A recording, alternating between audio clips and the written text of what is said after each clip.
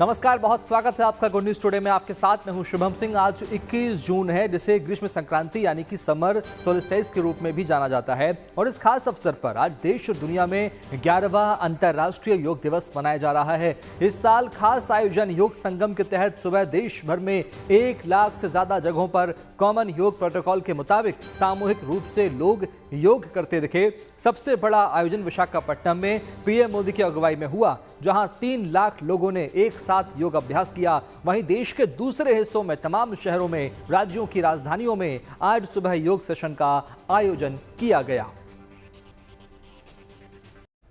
और अब आपको दिखाते हैं देश में अंतर्राष्ट्रीय योग दिवस के मौके पर कुछ रंग। तमिलनाडु में राज्यपाल आरएन रवि ने इस अवसर पर 51 पुशअप करके अपने दमखम का शानदार प्रदर्शन किया। 70 साल की उम्र में राज्यपाल रवि ने किसी युवा के समान पुशअप्स करके सबको दंग कर दिया। वहीं अहमदाबाद में केंद्रीय गृह मंत्री अमित शाह ने योग दिवस समारोह में हिस्सा लिया। देश के धार्मिक स्थलों और तीर्थ स्थलों पर भी योग दिवस समारोह का आयोजन किया गया। उत्तराखंड में बद्रीनाथ धाम के सामने लोगों ने उत्साह से योग दिवस समारोह में हिस्सा लिया। तो वहीं गुजरात में प्रसिद्ध अंबाजी मंदिर परिसर में 11वां अंतर्राष्ट्रीय योग दिवस अनोखे अंदाज में मनाया गया। इस साल पहली बार योग के साथ विशेष गरबा का आयोजन किया गया। सूरत के अनीश रंगरेज और उनकी टीम ने पहली बार योग दिन पर लोगों को योग के साथ गरबा कराया। अलग अलग गरबा पर योग करने आए स्कूली बच्चों, बड़े छोटे सभी ने गरबा किया। वहीं तमिलनाडु में कोयम्बटूर में आदि योगी प्रतिमा के सामने सेना और पैरामिलिट्री के जवानों ने योग उत्सव में हिस्सा लिया। जबकि जम्मू कश्मीर के रियासी में एफिल टावर से भी ज्यादा ऊंचे चेनाब ब्रिज पर भी लोगों ने योग का प्रदर्शन अनोखा किया। और आज योग दिवस है तो दुनिया के अलग अलग हिस्सों में लोग आज योग करते नजर आए। अमेरिका के न्यूयॉर्क में टाइम्स स्क्वायर पर एक्टर अनुपम खेर और उनकी नामी गिरामी हस्तियों ने उनकी अगुवाई में बड़ी संख्या में लोगों ने योग किया। तो वहीं मलेशिया के मशहूर बाटू केव के पास भारी संख्या में लोग योग करने जुटे। वहीं चीन की बात करें तो यहाँ गुवांजगू में पल नदी पर योगा ऑन फेरी का शानदार आयोजन किया गया। तो वहीं नेपाल में महात्मा बुद्ध की जन्मस्थली माने जाने वाले लुम्बिनी में भी बड़ी संख्या में लोगों ने योग किया। वहीं बिहार नेपाल सीमा के रक्सौल वीरगंज सीमा की पहचान शंकराचार्य गेट पर भारतीय महावाणिज्य दूतावास के सहयोग से 11वां अंतर्राष्ट्रीय योग दिवस मनाया गया, जिसमें सीमाएं इलाके के लोगों ने शिरकत की और नेपाल सरकार के कई मंत्री अधिकारियों ने भी योग किया और साथ में मिलकर हिस्सा लिया। उधर अफ्रीकी देश जिम्बाब्वे में भी लोगों ने बड़े उत्साह के साथ योग दिवस समारोह में हिस्सा लिया। और अब योग की कुछ और तस्वीरें आपको दिखाते हैं विशाखापट्टनम में, जहां पीएम मोदी समंदर के किनारे 3 लाख से ज्यादा लोगों के साथ योग कर रहे थे। वहीं समंदर में युद्धपोत पर नौसैनिक भी योग करते दिखे। दिल्ली के यमुना घाट पर भी योग का आयोजन किया गया। इंदौर के जेल में योग दिवस के मौके पर कैदी योग करते दिखे। तो वहीं आईएनएस विक्रमादित्य युद्धपोत पर भी नौसैनिक पूरे मनोयोग से योग करते नजर आए। सबसे अनोखी तस्वीर महाराष्ट्र के मुंबई से आई, जहां आमिर खान के एक फैन ने बिल्कुल पीके के अंदाज में योग किया, जिसको देखने के लिए लोगों की भारी भीड़ लग गई। ऐसे ही धाराशिव से सांसद ओम राजे निंबालकर की योग करने का वीडियो भी सामने आ रहा है, जो कई कठिन योगा करते दिख रहे हैं। इन्हें महाराष्ट्र का सबसे फिट सांसद का खिताब भी मिल चुका है।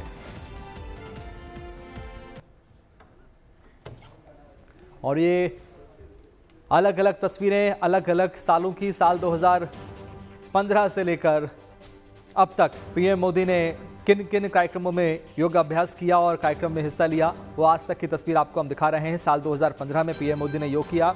2016 में भी एक बड़े योग कार्यक्रम के रूप में पीएम मोदी इसमें शामिल हुए और बड़ी संख्या में लोगों ने उनके साथ योग किया था। साल 2017 की तस्वीर भी आपके सामने है। साल 2018 में भी पीएम मोदी ने योग किया और लगातार 2019, 2022, 2023, 2024 और 2025 में भी पीएम मोदी ने सामूहिक योग कार्यक्रम में हिस्सा लिया।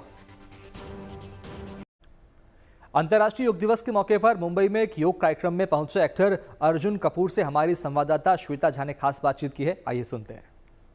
इस वक्त हमारे साथ अर्जुन कपूर मौजूद हैं। अर्जुन, ये बताइए कि आपके ट्रांसफॉर्मेशन को कई बार आपके फैंस ने देखा है, एक बार फिर हम आपको एकदम अलग अवतार में देख रहे हैं। इंटरनेशनल योगा डे के दिन आप क्या कहना चाहेंगे? नहीं, आज मेरा अलग अवतार नहीं, आज मैं अर्जुन कपूर के रूप में ही हूँ।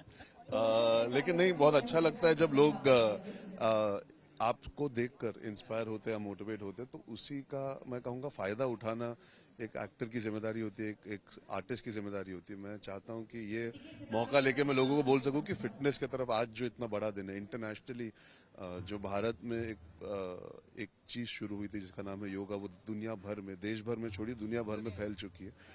तो me as an artist, if I have inspired anybody, अगर किसी को मैंने कभी भी जिम जाने पे या हेल्दी सोचने पे मजबूर किया, तो आज वो दिन है जहाँ पे पूरा हिंदुस्तान एकजुट होकर, पूरी दुनिया एकजुट होकर सोच रही है इसके बारे में। So I feel very happy that I am a small part of making people think and being part of today to remind तो ये बताइए, Arjun is a gym person और अ योगा पर्सन? नहीं, I am a gym person who really believes a lot in yoga, because देखिए हम अपने मेरे profession में भूल जाते हैं फ्लेक्सिबिलिटी और मेंटल पीस, ये दोनों चीजें कितनी जरूरी होती हैं। तो जिम में जाना जरूरी भी है to enjoy that, but yoga के थ्रू मुझे पता है ब्रीदिंग में मुझे कितनी बड़ी सुविधा मिली थी कोविड के दौरान भी, specially when your mind gets restless. तो अलोम विलोम प्राणायाम करके, सूर्य नमस्कार मैं करता हूँ। तो शायद आप कभी कभी सारी चीजें ना ले पाओ, पर कुछ चीजें जो योगा आपको इतने सारे वेरियस ऑप्शंस देती है, अगर आप कुछ ना कुछ ले सकते हो तो बहुत बड़ी बात है। That's why I am very happy to be part of such an amazing. Arjun के दिन की शुरुआत कैसे होती है? नॉर्मली आपसे नॉर्मली ऐसे तो नहीं होती योगा? नहीं, मेरी शुरुआत नॉर्मली देखा जाए तो कॉफी पीकर होती है, और जितना हो सके मैं I try and just get all my thoughts together. तो आई लाइक क्वाइट जब मैं सुबह उठता हूँ। तो आप बोल लीजिए मेडिटेशन एक तरीके का, लेकिन नॉट कि मैं चैंट करता हूँ या कुछ, but it's just to be at ease meditation. तो आज के दिन आपके जितने भी फैंस हैं उनको हेल्दी लाइफस्टाइल के लिए आप क्या टिप्स देंगे, क्या कहेंगे? टिप्स तो यार मैं बस इतना कहूंगा, बूंद बूंद से बनता है सागर। अगर आप एक दिन करके भी चालू करोगे तो बहुत बड़ी चीज है। You can do small things to make a big difference. So yeah I hope people start today if they have not, and they continue making changes. Thank you so much Arjun, हमसे बात करने के लिए। चलिए कुछ और खबरों की बात करते हैं। ईरान और इजराइल जंग के बीच ऑपरेशन सिंधु के तहत भारतीयों के वतन वापसी का सिलसिला लगातार जारी है। आज शाम करीब 5 बजे 300 से ज्यादा छात्रों और कामगारों को लेकर एक विमान दिल्ली पहुंचा। इनमें ज्यादातर कश्मीरी छात्र हैं। इसके अलावा कुछ और लोग देश के अलग अलग इलाकों के हैं। विदेश मंत्रालय का कहना है कि एक और विमान में ईरान में फंसे भारतीयों को लेकर रात करीब 11:30 बजे दिल्ली एयरपोर्ट पर लैंड करेगा। तो ये तस्वीरें सामने आई जब ईरान से सुरक्षित वापसी, वतन वापसी यहाँ पर हुई है, और ईरान से एक और विमान आया जिसमें करीब 300 से ज्यादा छात्र और कामगारों को लेकर हिंदुस्तान लौटा है। इसके अलावा एक और जानकारी सामने आई है, एक और जानकारी सामने ये भी आ रही है कि रात करीब 11:30 बजे एक और विमान आएगा। लेकिन अब तक के अगर आंकड़ों की बात करें तो करीब 776 भारतीयों की वतन वापसी हो चुकी है। 300 से ज्यादा जो लोग हैं उनको लेकर विमान अभी 5:30 बजे पहुंचा, और उसके बाद 11:30 बजे आज रात में एक और विमान लौटेगा जिसमें कुछ और भारतीयों को वापस लाया जाएगा। उन लोग ने काफ़ी सेफ्टी प्रोवाइड की, इंडियन एम्बेसी ने। वो लोग हम लोग को बस के थ्रू, सब बच्चों को मतलब प्रॉपर रिस्पॉन्सिबिलिटी के साथ हम लोग को उन्होंने बस के थ्रू डिफरेंट सिटीज़ के अंदर मतलब जगह वगैरह दी, होटल्स में रखा। इवन मील्स भी उन लोग ने ही प्रोवाइड कराए। और बाकी जैसे ही अगर कोई सिटी पे लगता था कि अब यहाँ से मूव करना चाहिए, उन लोग ने कराया। और बहुत मुश्किलों से यहाँ पहुँचे हैं। बस अपना वतन होता है। फ्रेंडली था नेचर उनका, रिस्पांस कर रहे थे, हमें ऑन टाइम रिस्पांस दे रहे थे। बहुत अच्छी सर्विस दी, जितना हमने एक्सपेक्ट किया था उससे ज्यादा सर्विस दी। टाइम डिफिकल्ट था, जियारत के लिए गए हुए थे हम लोग। बहुत साथ मिला इंडियन गवर्नमेंट से, बहुत बहुत शुक्रिया इंडियन गवर्नमेंट। जिंदगी गुजारने में उन्होंने हमें बहुत कोऑपरेट किया। होटल वगैरह दिए, खाने पीने की व्यवस्था रही, सारी चीजें रही। मगर हम अपनी एम्बेसडर जी का और उनकी टीम का बहुत शुक्रगुजार हैं। यहाँ से बात हुई, उन लोगों ने बहुत हेल्प करी हमारी। उन्हीं की वजह से हम आज सरकार की वजह से यहाँ पे आए अपने वतन। हमें कोई उम्मीद नहीं थी कि हम कब आएंगे वहाँ से। कह नहीं सकते क्या क्या मुबारकबाद भाई, अल्लाह बस क्या बयान नहीं हो रहा यहाँ के। खुशी बहुत है, या हमारे अपने वतन आ गए। इंडियन गवर्नमेंट को बहुत बहुत शुक्रिया अदा। स्थिति थी थोड़ी डरावनी, लेकिन इंडियन एम्बेसी की बहुत हेल्प हुई हमको फर्स्ट डे से। और हमारा पासपोर्ट भी नहीं था, हमारे लिए इसी निकलवाया उन्होंने, और 2 दिन में हम लोग आ गए। बहुत बहुत शुक्रगुजार है मोदी जी के, प्रधानमंत्री के। क्या अब सुकून लग रहा है कि अपने देश में, वतन में।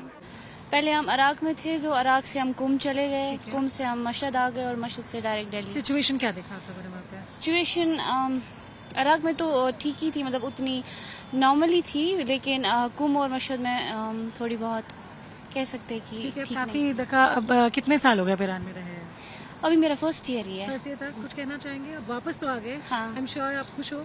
हाँ, बहुत खुश है। आप कुछ शुक्रिया अदा करना चाहेंगे? हाँ, thank you to Indian government and thank you to all the embassy coordinators. उन्होंने हमें घर लाया, तो thank you very much. Thank you. Iran और इजराइल के बीच चल रहे जंग में इंडिया का ऑपरेशन इवैक्यूएशन अपने देश वासियों के लिए जारी है। ईरान से अब तक हम कह सकते हैं कुल 600 से अधिक इंडियन नेशनल्स भारत लौट चुके हैं। ये तीसरे बैच ऑफ इंडियन नेशनल्स है जो करीब 300 लोगों के साथ आज देश पहुंच चुकी है। इन्हीं बसेस के जरिए ये जम्मू एंड कश्मीर जाएंगे, क्योंकि काफी ज्यादा जो इंडियन नेशनल्स हैं उनमें से जम्मू एंड कश्मीर में रहने वाले वो बच्चे हैं जो मेडिकल के छात्र हैं और ईरान गए थे। ये बच्चे कई जगह अलग अलग बसे हुए थे ईरान में, जैसे कुछ लोग तेहरान में रहते थे तो कुछ किरमान में रहते थे। इन लोगों को कई जगहों से इवैक्यूएट करके कोम लाया गया। जैसे इस बैच के जो लोग हैं वो ज्यादातर तेहरान से जो इवैक्यूएट करके कोम में लाया गया था। कुछ दिन वो वहां पे रुके, उसके बाद उन्हें मशाद पहुंचाया गया।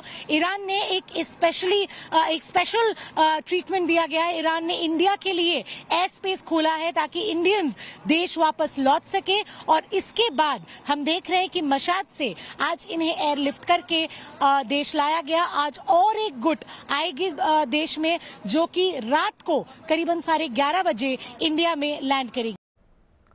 और अब बात मौसम की करते हैं, यानी मानसून की, जिसका मेहरबानी देश भर में हो रही है। अब बारी है दिल्ली एनसीआर की। दिल्ली की दहलीज पर मानसून पहुंच चुका है और खुशखबरी है कि कभी भी दिल्ली में मानसून की बारिश शुरू हो सकती है। वैसे दिल्ली के दक्षिणी इलाकों में बारिश की खबर है। इसके अलावा देश के बाकी हिस्सों में मानसून का क्या हाल है, ये भी आपको हम दिखाएंगे।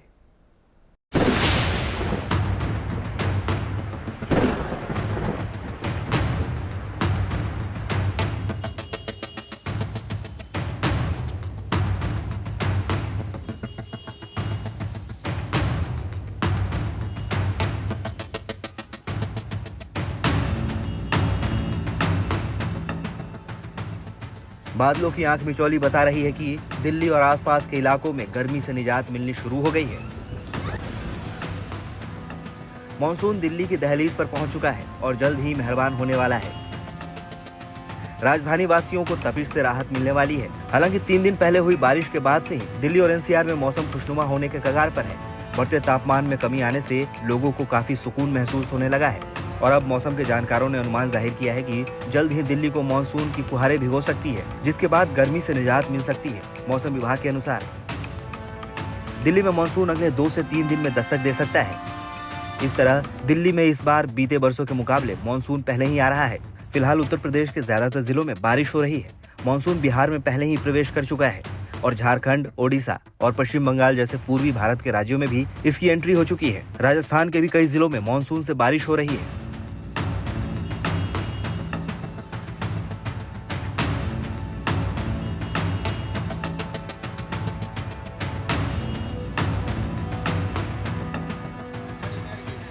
मानसूनी बारिश से राजस्थान तरबतर होने लगा है। कई इलाकों में भी झमाझम बारिश हो रही है। तस्वीरें राजस्थान के भीलवाड़ा की है। सड़कों पर पानी का कब्जा हो गया है।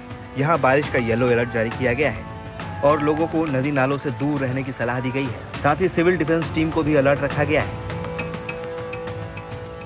यूपी के भी कई इलाकों में मानसून की दस्तक महसूस होने लगी है। झमाझम बारिश ने माहौल खुशगवार कर दिया है। यूपी के झांसी में मानसून की पहली बारिश से तापमान में बड़ी गिरावट दर्ज की गई है। मानसून यहाँ से दिल्ली की तरफ बढ़ रहा है। वहीं हिमाचल प्रदेश में भी 1 से 2 दिन में मानसून आने की उम्मीद है। मौसम विभाग ने राज्य में 21 से 25 जून तक अधिकतर हिस्सों में भारी बारिश की संभावना जताई है और अलर्ट जारी किया है। साथ ही इस बार पूरे मानसून के दौरान सामान्य से ज्यादा बारिश की भी उम्मीद है। देखिए, जो अगर हम पूरे मानसून सीजन की बात करें, यानी कि जून, जुलाई, अगस्त और सितंबर मंथ की पूरे हिमाचल प्रदेश में इस बार जो है लगभग नॉर्मल जो बारिश होती है 730 मिलीमीटर बारिश होती है। और इस बार मानसून में हिमाचल प्रदेश में लगभग हमें 107% बारिश जो है मिलने के काफ़ी ज़्यादा हाई चांस बने हुए हैं। यानी कि इस बार हमें 730 मिलीमीटर की जगह लगभग 800 मिलीमीटर बारिश मिलने की उम्मीद है पूरे हिमाचल प्रदेश से।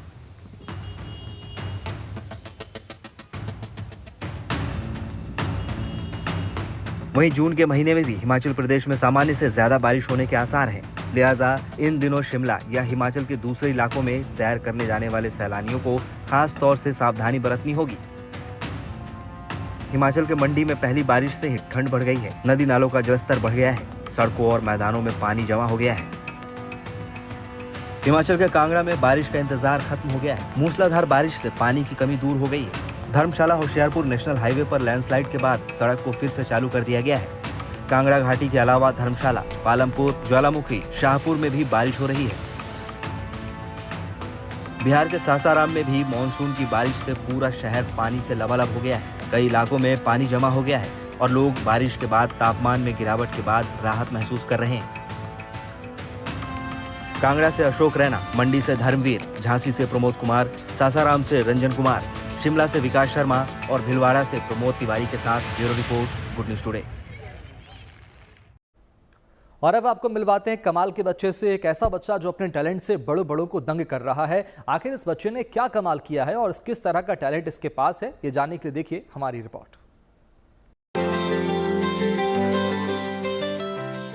हाथों में सर्टिफिकेट थामे और गले में वर्ल्ड रिकॉर्ड का मेडल डाले ये नन्हा सा बच्चा अपनी असाधारण प्रतिभा के कारण चर्चा में है। सहारनपुर के रहने वाले प्रणव गोयल की उम्र महज 4.5 साल है। इतनी सी कम उम्र में इस बच्चे ने 10 टू द पावर 100 तक के बहुत से बड़े बड़े अंकों को पहचानने और उन्हें याद रखने में महारत हासिल कर ली है, जिन्हें समझ पाना ऊंची क्लास के छात्रों के लिए भी मुश्किल होता है। बेहद छोटी सी उम्र में ये बच्चा मुश्किल और जटिल नंबर्स की गुत्थी बड़ी आसानी से सुलझा लेता है। आप खुद सुन सकते हैं। जब इससे अलग अलग पावर्स के नंबर्स के बारे में पूछे गए तो इसने कितनी आसानी से अटके और भटके बगैर सभी सवालों के सही जवाब दे डाले। नन्हे से प्रणव ने बेहद कठिन नंबर्स को रैंडम ऑर्डर में सुनाकर इंटरनेशनल बुक ऑफ रिकॉर्ड में अपना नाम दर्ज कराया है। यह उपलब्धि अनोखी है क्योंकि ऐसे जटिल नंबर्स की समझ और उन्हें याद रख पाना आमतौर पर मुश्किल होता है। इसको प्रणव को मैथ्स के नंबर्स में बहुत ज़्यादा रुचि है। उसको बहुत ज़्यादा पैशन है। वो दिन रात नंबर्स में प्रैक्टिस करता है। बिग नंबर्स को प्रैक्टिस करता था और इस तरह फिर उसने सारा जो लर्न करे हैं। प्रणव फिलहाल LKG में पढ़ता है, लेकिन नंबर्स में अपनी दिलचस्पी और लगातार अभ्यास की बदौलत उसने वो मुकाम हासिल किया है जो इसकी उम्र के दूसरे बच्चे तो क्या बड़े भी हासिल नहीं कर पाते। ये अभी तक 10 की पावर 100 यानी कि 1 गूगल तक कर सकता है। अभी इसने और भी आगे कर रहा है। ये इन्फिनिटी तक ये नंबर्स को लर्न कर रहा है। कोई भी नंबर्स 100 डिजिट का नंबर भी है तो या 70 डिजिट का नंबर है, कोई भी नंबर है तो इसे बता सकता है कि ये क्या नंबर है। प्रणव ने अभी तक 20 से अधिक बिग नंबर सीखे हैं और 100 अंकों तक के दूसरे अनजान नंबर्स को पहचानने और उनके नाम बताने की प्रैक्टिस कर रहा है। टैलेंट को अगर धार मिले तो ये बच्चा आगे चलकर गणित, स्टैटिस्टिक्स और कंप्यूटर से जुड़े क्षेत्रों में शानदार कामयाबी हासिल कर सकता है। Rahul Kumar, Saharanpur, good news today. अब खबर कला और संस्कृति जुड़ी हुई है। राजस्थान की राजधानी जयपुर में प्राचीन पारंपरिक कला संस्कृति के धरोहर को संजोने के लिए अनूठी पहल की गई है। 200 से ज्यादा लोगों ने इसमें भाग लिया और अपनी विरासत को बचाने के लिए आगे आए। देखिए इस रिपोर्ट में।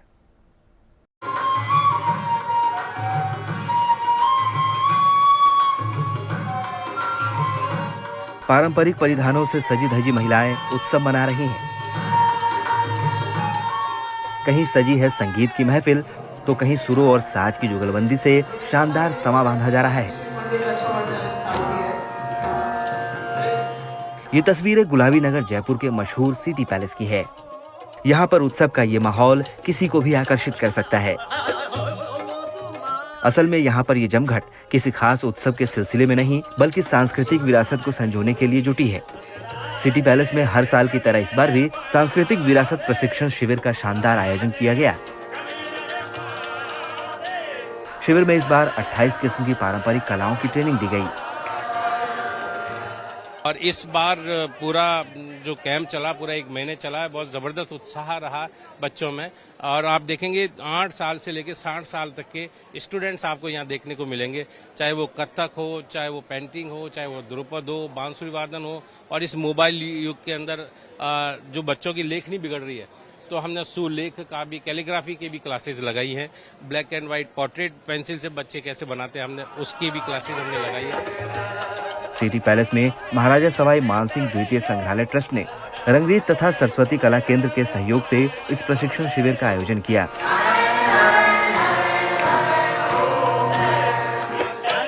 इसमें इस बार पारंपरिक भित्ति चित्रों और मिनिएचर पेंटिंग सहित कई खास कलाओं की ट्रेनिंग दी गई। साथ ही ठीकरी कला जैसे गायब हो रहे आर्ट को भी सिखाने की व्यवस्था की गई, ताकि नई पीढ़ी को इनकी जानकारी हो, वे अपनी प्राचीन विरासत की अहमियत समझे और राजस्थान की लोक कलाओं की परंपरा को आगे बढ़ाने में मदद मिले। Rhythm Jain, Jaipur, good news today.